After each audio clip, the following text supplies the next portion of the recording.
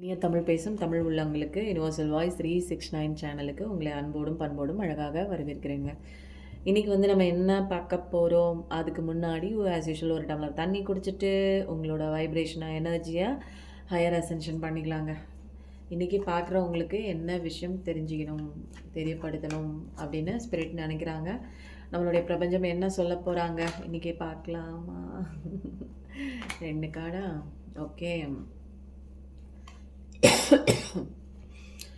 கல்யாணம் குறித்து எனக்கு ரொம்ப நாளாக கல்யாணமாகவே இல்லை. மனசில் நினச்சிக்கிட்டு இருந்த ஒரு பையனோ பொண்ணோ என் வாழ்க்கையில் வருவாங்களா இன்னும் நான் சொல்லவே இல்லை. ஒன் சைடாக போயிட்டுருக்குன்னா நிச்சயமாக நீங்கள் சொல்லலாம். ஏன்னா அதுக்கு உண்டான பச்சை கொடி காட்டுறதுக்கு உண்டான எல்லா சுச்சுவேஷன் டிவைன் டைமிங் வந்துருச்சு. நிறைய பேர் நிறைய நாலேஜ் கிடச்சிருக்கோம். உங்களுக்கே நல்லது கெட்டது எதுன்னு தெரியுங்க. நல்லா கடவுள் நம்பிக்கை அதிகம் உள்ள ஒரு பர்சன்ஸ் தான் நீங்கள். நிச்சயமாக நீங்கள் ஆசைப்படுற அந்த ஒரு லைஃப் பார்ட்னர் உங்களுக்கு கிடைப்பாங்க, கன்ஃபார்ம் தான். பாஸ்டில் நடந்த உங்கள் வாழ்க்கையில் நடந்த நிறைய ஊன்ஸ் எல்லாம் ஹீல் பண்ணிக்கோங்க.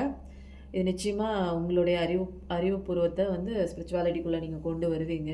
என்ன ஏது அப்படிங்கிற நிறைய விஷயங்கள் தெளிவு கிடைக்கும் உங்களுக்கு. கடவுளை நம்புறீங்க, நம்ப ஆரம்பிச்சிருப்பீங்க. அதனால் நிறைய விஷயங்க உங்களுக்கு ஹீல் பண்ணக்கூடிய ஒரு விஷயம். மெடிடேஷனில் நிறைய பேர் போயிருப்பீங்க.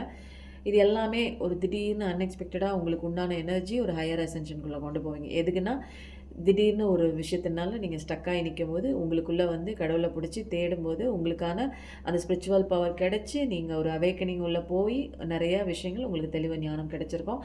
சில பேர் ஸ்டாராகக்கூடிய ஒரு பர்சன்ஸாங்க. உங்களுடைய இப்போதைக்கு ஒரு மைண்ட் ஆசிலேஷனில் நிறைய பேர் இருந்து கொஞ்சம் கொஞ்சமாக வெளியில் மெடிடேஷன் ப்ளஸ் சக்ரா தியானம்லாம் பண்ணி இப்போ நீங்களே நினச்சி பார்த்துருக்க முடியாத அளவுக்கு ஸ்டாராக இருப்பீங்க. நிறைய நம்பிக்கை இருக்குது. அமைதியான ஒரு பர்சன் தான். ஃபெய்த் இல்லாமல் இருந்தீங்க முன்னாடிலாம். வாழ்க்கையில் பர்பஸே இல்லாமல் ஏதோ ஒன்று எந்திரிச்சோம், பல்லு விளக்கணும், குளித்தோம், சாப்பிட்டோம், வேலைக்கு போனோம், படுத்து தூங்கணும். எந்திரிச்சோம், பல்லு விளக்கணும், குளித்தோம், சாப்பிட்டோம், வேலைக்கு போனோம், படுத்து தூங்கணும். இந்த மாதிரியே இருக்குங்க. ரிப்பீட்டட் மோடில் போட்டுட்ருப்பீங்க. இனிமேல் உங்கள் வாழ்க்கை புதுப்பிச்ச ஒரு வாழ்க்கை தான். ரெஜுவினேஷன் தான் உங்கள் வாழ்க்கையில் புதுசாக எல்லாமேங்க தொடங்க போகிறீங்க. இது ஏன் நான் மறைக்கிறேன்னு உங்களுக்கு தெரியும். யூடியூப் வயலேஷன் போயிடும், வீடியோ காலி ஆகிடும். இது 8ங்கிறது ரொம்ப முக்கியமான ஒரு நம்பராக இருக்கலாங்க. நீங்கள் எதுக்கு பிறந்திருக்கீங்கன்னா உங்களோட பவர் என்னன்னு உங்களுக்கு தெரியல. அது தெரியும் போது இந்த உலகத்தில் எவ்வளோ பெரிய சக்ஸஸ்னாலும் அது உங்களுக்கு பெரிய விஷயமாகவே இருக்காதுங்க. அதனால் எல்லாமே நல்லது நடக்குது. ஸ்பிரிச்சுவாலிட்டிக்குள்ளே நிறைய பேர் உள்ளே குதிக்கிறீங்க அது புக்கடின்னு. வேறு வழி இல்லைங்க. கஷ்டம் துரத்திக்கிட்டே வரும்போது என்ன பண்ணுவோம், கஷ்டத்துக்கு பயந்து எல்லாம் ஒரு கேணிக்குள்ளே போய் விழுவோம் தெரியுங்களா? அந்த கேணி தான் ஸ்பிரிச்சுவாலிட்டி. நமக்குள்ளே நம்மளே விழுகிறோம். விழுந்து ஒவ்வொருத்தரும் தெளிவு பெற்று தான் அங்கே வெளியில் வருவோம். கண்டிப்பாக தெளிவு பெற்றவங்க வெளியில் வராங்க. வெளியில் பார்க்கும்போது தான் தெரியுது உலகமே வேறு மாதிரி இயங்குதுன்னு. சில சட்டத்திட்டங்கள்லாம் இதெல்லாம் அப்புறம் எப்படி தெரியும், எப்படி கண்டுபிடிக்கிறது, யார் சொல்லி தருவா? அப்போ கிணத்துக்குள்ளே தான் அங்கே விழுந்தாகணும். அப்போ கஷ்டம் வரும்போதெல்லாம் நல்லது தான். லெசன் தெரியாமல் திரும்ப திரும்ப ஒவ்வொரு முறை செத்துக்கிட்டு இருக்கிறதுக்கு ஒரே தடவை கீழே உள்ளே விழுந்து கற்றுக்கிட்டு என்ன பாடம், என்ன லெசன், எப்படி நீச்சல் அடிக்கிறதுங்கிற தெளிவான ஒரு கைடன்ஸ்லாம் கிடைச்சிட்டு கேணிக்குள்ளே விழுந்தால் பரவாயில்ல. ஏன்னா கேணிக்குள்ளே விழுவுறது அப்படிங்கிறது நமக்குள்ளே தாங்க விழுவுறோம். சரிங்களா? நமக்குள்ளே நம்மளை யாருன்னு கண்டுபிடிச்சிக்கிறதுக்கு உண்டான ஒரு தருணம் தான். அதனால் தப்பு இல்லை, விழுங்க. எல்லாரும் தப்பு கிடைக்கும், விழுங்க. கஷ்டம் வரும்போது விழுங்கள். உங்கள் வாழ்க்கையில் வீல் ஆஃப் ஃபார்ச்சூன் மாதிரி சூப்பரான மாற்றம் வருதுங்க. இதுக்கு மேலே என்ன வேணும் உங்களுக்கு? இதுதான் இன்னைக்கு காலையில் ஃபஸ்ட்டு கார்டாக வந்துச்சு. திரும்ப திரும்ப ரிப்பீட் ஆகுதுங்க. அப்படின்னா என்ன அர்த்தம்னா இது 100% இல்லை, 200% அடித்து சொல்கிறேன். தலையில் அடித்து சொல்கிறேங்கிறாங்க உங்கள் தலையில். ஏன்னா புரியாமல் திரும்ப அழுதுகிட்டே இருக்கீங்க. உன் வாழ்க்கை மாற போகுதுடா, நான் சொல்லிகிட்டு இருக்கேன், காதில் வாங்க. ஏன் இன்னும் நிற்கிற அழுகுற? நீ அழுவ உன்னோடக்கு வர வேண்டிய அத்தனை நல்ல விஷயங்களையும் நீ போஸ்ட்பான் பண்ணிகிட்டு இருக்க. உனக்கு தெரியுதா? எல்லாமே கர்மானால தான் அனுபவிச்சுட்ட. வெளியில் வந்துடு, வா, இதெல்லாம் தலைவிதி நடக்கணும்னு. உனக்கான அழகான டேர்னிங் பாயிண்ட் இருக்குது. இந்த பக்கம் திரும்பி வா. இந்த சேஞ்சஸ்லாம் இனிமேல் தான் சேஞ்சஸ் வருது. இவ்வளோ நாள் பட்ட கஷ்டம்லாம் நடக்கணும்னு விதி இருக்குது. வெளியே வா. புரியுதா? இதெல்லாம் மாற்ற முடியாது. வாழ்க்கைனா நிறைய அப்படி தான் இருக்கும். ஏற்றம் இருக்கும், இறக்கம் இருக்கும், நல்லது இருக்கும், கெட்டது இருக்கும். எதுவுமே நீ ஜட்ஜ் பண்ண முடியாது. எதுவுமே இது இப்படி தான் அப்படின்னு ப்ரெடிக்ட் பண்ண முடியாது. எல்லாமே மாயை, பொய்யான உலகம் அப்படிங்கிறத கற்றுக்கிறதுக்கு தான் இங்கே நிற்கிற அப்படின்னு சொல்கிறாங்க. கடவுளோட ஃபுல் ப்ரொடெக்ஷன்ஸ் இருக்குது. நல்லது கெட்டது எல்லாமே தெரியும். நீங்கள் உங்கள் வாழ்க்கையில் இனிமேல் அடுத்த வரக்கூடிய சந்திக்கக்கூடிய அத்தனை பிரச்சனைகளாக இருக்கட்டும், அடுத்து வரக்கூடிய ஒவ்வொரு விஷயத்துலையும் எல்லாமே குட் சேஞ்சஸ் தான், குட் அப்லிஃப்ட்மெண்ட்டு தான். சொல்லவே வேணாங்க. ஏதாவது நீங்கள் இப்போ யோசிச்சுட்டு இருந்தீங்க, எனக்கு இந்த காரியம் நடக்குமா, இது கிடைக்குமா அப்படின்னு யோசிச்சிட்டிங்கன்னா கண்டிப்பாக எஸ் தான். இது yes card. Fire energy, Jupiter. நான் ஏதாவது ஒரு ராசியை பற்றி நான் படிச்சிட்டேன்னு வச்சுக்கோங்களேன், இது இவங்களுக்கு மட்டும்தானான்னு கேட்குறீங்க.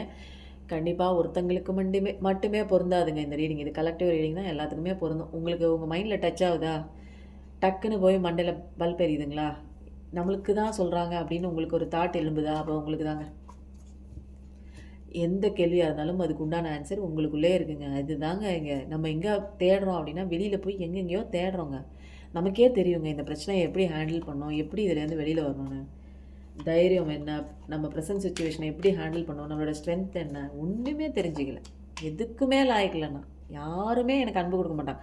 எதுக்குமே தகுதி இல்லாத பர்சன், நான்லாம் வாழ்கிறதுக்கே லாய்க்கில்லை இப்படின்னு எத்தனை பேருங்க உங்களை நீங்களே இன்ஃபீரியாரிட்டியாக நீங்கள் வந்து மற்றவங்களோட கம்பேரிசன் பண்ணி நீங்கள் இருந்திருக்கீங்க. ஈவன் நான் கூட அப்படிதாங்க.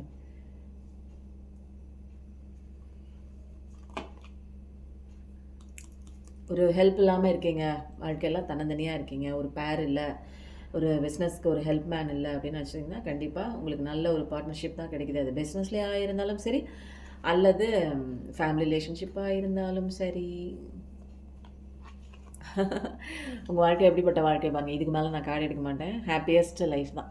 எதுக்கு கவலைப்படுறீங்க, எதுக்கு நிற்கிறீங்க, எதுக்கு அழுவுறீங்க, சந்தோஷமாக 10 ஆஃப் கப்ஸுங்க. அன்புனா அன்பு கடவுளே அள்ளி அள்ளி கொடுக்குது, இந்த பிரபஞ்சமே அள்ளி கொடுக்குது. இருக்கிற 10 கப்லேயும் ஊற்றியே வந்து உங்களுக்கு அன்பை திருப்பி கொடுக்குது. கடவுள் கொடுத்துக்கிட்டே இருக்குது, காலியாக காலியாக. அப்போது வந்து அந்த அன்பு கொடுக்குற மாதிரி உங்களுக்கு உள்ள அந்த குழந்தைங்களாக இருக்கட்டும், நீங்கள் பெற்ற குழந்தைங்களாக இருக்கட்டும், உங்கள் மனைவியாக இருக்கட்டும், அது உங்களை சுற்றி இருக்கிற ரிலேஷன்ஸ் எல்லாருமே அன்பு, பாசம், உண்மையான ஒரு இணக்கம், இது எல்லாமே வருவாங்க. ஒரு பிளிஸ்ஃபுல்லான ஒரு ரிலேஷன்ஷிப். பிளிஸ்ஃபுல்னால் ஒரு கடவுள் ஆசீர்வதிக்கப்பட்ட ஒரு ஒரு பார்ட்னர்ஷிப் அப்படின்னு சொல்லலாம். எல்லாமே அலைன் ஆகி வருது. இன்னரில் ஒரு ஹாப்பினஸ் கண்டிப்பாக இருக்குங்க. ஃபுல்ஃபில்மெண்ட், நீங்கள் நினச்சி ஆசைப்பட்ட விஷயம் எல்லாமே நிறைவேறுதுங்க. கடவுளெல்லாம் உண்மையாகுது. ஃபேமிலியில் ஒரு திருப்தியான ஒரு வாழ்க்கைங்க. டோட்டலான லவ், டோட்டலான டிவைன் லவ், எல்லா சப்போர்ட்டுமே நீங்களும் ஃபேமிலிக்கு கொடுக்குறீங்க, உங்கள் ஒய்ஃபும் அவங்களுக்கு கொடுக்குறாங்க, கணவனும் இந்த பக்கம் கொடுக்குறாங்க. ஒரு mutual sharing of love between both of you அப்படின்னே சொல்லலாம். சந்தோஷமாக இருக்கிறது அல்டிமேட் கம்ப்ளீஷன். ஒரு மனுஷன் என்னங்க நினைப்பான், வேலையில் எதுவாக இருந்தாலுங்க, பணம் சம்பாதிக்க முடியல, ஏதாவது லாஸ் வந்தால் கூட இதை கூட சமாளிச்சுருவாங்க. ஆனால் குடும்பத்தில் மனைவி கூட சண்டை போட்டோ இல்லை கணவன் கூட சண்டை போட்டோ வெளியில் வேலை பார்க்கும்போது உண்மையாக வந்து பாசம் வச்சுருக்கிற எந்த ஒரு நபராலையும் ஈடுபாட்டோட அவங்களுடைய அந்த ஒரு பர்சனல் ஜாபை வந்து பண்ண முடியாதுங்க. ஏன்னா இவங்கள பகிச்சிக்கிட்டு அவங்களால சந்தோஷமாக இருக்க முடியாது. மைண்ட் அளவில் ரொம்ப பாதிப்பு இருக்கும். அவங்க வேலையில் கான்சன்ட்ரேஷன் பண்ண முடியாது. பாஸ் கிட்டலாம் திட்டு வாங்குவாங்க. சில பேர் வேலையை விட்டு கூட ஓடியாந்துரும், என்ன இப்படின்னு. ஆனால் ஒரு மியூச்சுவல் அண்டர்ஸ்டாண்டிங்கில் இருக்கிறவங்களால வந்து அந்த மாதிரி இருக்க முடியாது. சண்டை போட்டுட்டு அவங்க எங்கேயோ போகட்டும், நம்ம எங்கேயோ இருக்கட்டும் அப்படின்னு எப்படியாவது காம்ப்ரமைஸ் பண்ணி நம்ம சேர்த்துருவோம். அந்த மாதிரி ஒரு உறவையும் விட்டு கொடுக்காத, எப்படி போனாலும் சண்டையே வந்தால் கூட சமாதானம் இறங்கி ஈகோலாம் இல்லாமல், ஈகோ டெத் ஆகி நிறைய பேர் வந்து உங்கள் ஃபேமிலிக்காக, உங்கள் மனைவிக்காக நீங்கள் மாறுவீங்க, கணவனுக்காக அவங்க மாறுவாங்க. இதெல்லாம் வந்து உண்மையான ஒரு பார்ட்னர்ஷிப்க்கு பொருந்துங்க. ஆனால் வந்து தேவையில்லாமல் நிறைய விஷயங்கள் பார்ட்னர்ஷிப்பில் இருக்குது. ஏமாத்துறது இருக்குது, விட்டு போடுறது இருக்குது. அதுக்காக இந்த கார்டு வந்து பொருந்தாது. இந்த ரீடிங் கிடையாது, இந்த கார்டு பொருந்தாது, அவ்வளோதான். உங்களுக்கு நல்ல நல்ல சந்தோஷமான வாழ்க்கையெல்லாம் இருக்குது. இன்னமும் வந்து அதை பற்றியோ கவலைப்பட்டுட்டு யோசிச்சுட்டு எங்கேயோ வேடிக்கை பார்த்துக்கிட்டு என் வாழ்க்கை இப்படி தான் இருக்கும், நான் எதுக்கும் லாய்க்கல, என்னை யார் காப்பாற்றுவா, தலை வலிச்சுக்கிட்டே இருக்குது, யோசிச்சு தலை வலிக்குது, மெண்டலாகவும் ஆயிடுவோம் இன்னும் கொஞ்ச நாளையில். நம்ம வந்து மைண்டில் ஏதாவது ஒன்று போட்டு யோசிச்சிட்டே இருக்கிறனால நம்மளால் வந்து ஒரு ஈடுபாட்டோடு எந்த ஒரு வேலையும் செய்ய முடியல. ஏன்னா கையிலையும் கட்டு போட்டாச்சு, மைண்ட்லேயும் கட்டு போட்டாச்சு, நம்மளோட கால்களுக்கும் கட்டு போட்டுருவாங்க அப்படின்னா என்னென்னா நம்மளால் எதுவுமே செய்ய முடியாதுங்க. உடம்பு மனசு ரெண்டும் நல்லா இருந்தால் தான் உங்களால் எல்லா விஷயத்தையும் ஈடுபாட்டோட செய்ய முடியும். நிறைய பேர் வந்து கெரியருக்காக பார்த்துட்ருக்கீங்க. கண்டிப்பாக இப்போ தான் ஸ்டார்ட் பண்ண ஆரம்பிச்சிருக்கீங்க. பாசிட்டிவிட்டி உங்களுக்குள்ளே கொண்டு வந்திருக்கீங்க. பாசிட்டிவிட்டிலாம் வச்சு நிறையா நீங்கள் மாறும்போது கண்டிப்பாக உங்கள் வாழ்க்கை மாறும். அந்த ஒரு அஷூரன்ஸ் வந்து கடவுள் கொடுக்குறாங்க. கட் பண்ணி 2 கார்டை எடுத்துகிட்டு ட்ரூத், உண்மை நிச்சயமாக உங்களுக்கே நிறையா பேருக்கு புரிய வரும். ரிப்பீட்டிங் ஆகிட்டுருக்கு, என்னமோ ரிப்பீட் பண்ணிகிட்டே இருக்கீங்க, தப்பை ரிப்பீட் பண்ணிகிட்டே இருக்காதீங்க, வெளியே ஒடியாந்துருங்க. ரியலைசேஷன் ஆன கையோடு வெளியில் ஒடியாந்துருங்க. உங்களை சுற்றி என்ன நடக்குதுன்னு உண்மையாக பாருங்கள். கண்மூடித்தனமாக எல்லாத்தையும் நம்பாதீங்க. இன்னர் ஜேர்னிக்குள்ளே வாங்க, ஸ்பிரிச்சுவல் அவேக்கனிங். கண்மூடித்தனமாக எதையும் நம்பாதீங்க. 2வது தடவை சொல்கிறேன், ஸ்பிரிச்சுவல் அவேக்கனிங்குள்ளே இன்னர் ஜேர்னிக்கு வாங்க.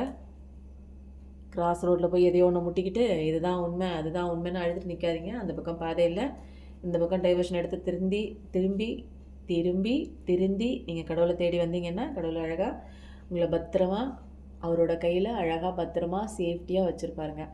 அதுக்கப்புறம் வந்து இன்னொரு விஷயம், உதவும் கரங்களுக்கு வந்து இது வரைக்கும் செஞ்சிட்ருந்தேன். இப்போ பொங்கலுக்கு அப்புறம் இதுக்கப்புறம் என்னால் வந்து பண்ணணும் அப்படின்னா, உங்களுடைய கைகள் வந்து என்னோட கைகளுக்கு வந்து உதவி செஞ்சுச்சுன்னா, கண்டிப்பாக இதை தொடர்ச்சியாக செய்யணுங்கிற ஆசை தான். முடிந்த அளவு உங்களால் முடிஞ்சிச்சு அப்படின்னா, ஒரு தொகையை வந்து அனுப்பிவிடுங்க. இது நான் யார்கிட்டயுமே பணம்லாம் கேட்கவே மாட்டேங்க. ரூ. 1 கூட கேட்க மாட்டேன். ஒரு கடன் வந்து ஒரு ரூ. 5 வெறும் ரூ. 5 இருந்தால் கூட பயப்படுறவன் நானு. ஆனா, இன்னைக்கு மத்தவங்களுக்காக கேட்கறதுல தப்பில்லங்க. ஏன்னா, இது ஒரு கடவுள் பணி தான். அதுக்கப்புறம் வந்து சிவனோட மெசேஜஸ் ஒண்ணு 2 மட்டும் எடுத்துக்கிறேன். ஏன்னா, டிவைன் மெசேஜஸ் கண்டிப்பா தேவை. 2 மட்டும் எடுக்கிறேன். ஓகேவா? ஓகே.